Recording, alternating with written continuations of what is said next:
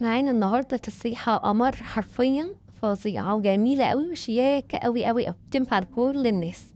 هنبتدي مع بعض دلوقتي نشوف التسريحة هتتعمل ازاي. يلا بينا نشوفها.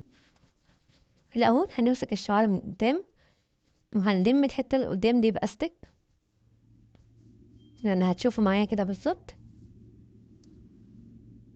بعد كده هقسم الحتة دي علشان أدخل جواها الشعر، بس ودي أول خطوة معايا.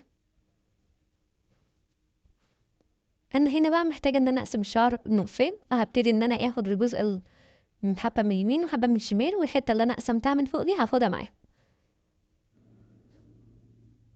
بس هبتدي بقى اخد الجزء اللي انا خدته اللي انا كنت رابطاه فوق، هبتدي ان انا اعمله ضفيره.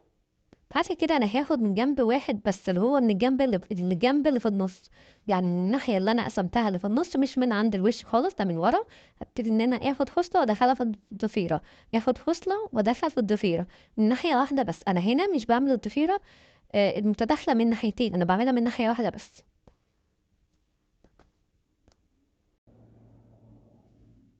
لما بتخلص بتبقى شيك قوي، بجد روعه. اول ما اخلص الناحيه دي كلها وحسيت ان الشعر خلص معايا، ابتدي ان انا اكمل ضفيره عاديه بقى واربطها بس.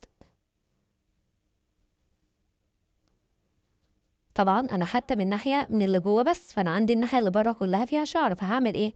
هلمها كلها وادخلها كأن الضفيره اللي انا عملتها دي هلمها كأنها توكه بقى. ما تثبتها بقى معايا باي حاجه بنس، هدبسها باستك تاني علشان ما تفكش مني، بس كده. اديني خلصت. بصوا فظيعة أوي، عايزة أعملها برضو دول حصان براحتك، أنا بس سايباها هنا سوري، عايزة تعمليها ضفيرة براحتك، أنا هنا سايباها دول حصان. الناحية التانية هعمل نفس الخطوات برضو، هعمل ضفيرة ابتدي بيها وبعدين اخد من الناحية برضو اللي جوه، هبتدي إن أنا أدخلها جوه الضفيرة من ناحية واحدة بس.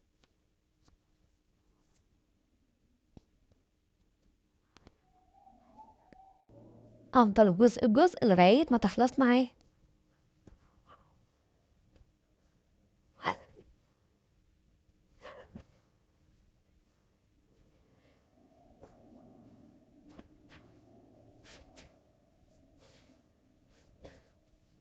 مجرد ما خلصت خلاص هكمل بضفيرة عادية واربطها معايا بأستك،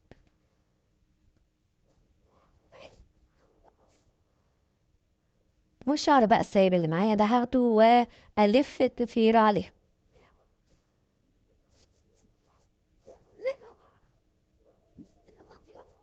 وثبتها بأستك برضو أو ببنسة، وبس كده التسريحة بقت زي القمر معايا. يا رب التسريحة النهاردة تكون سهلة وعجبتكم ولطيفة عليكم، وهتنفع لكل البنات الحلوين وهتنفع كمان لكبار. هستناكم الفيديو الجديد. باي باي.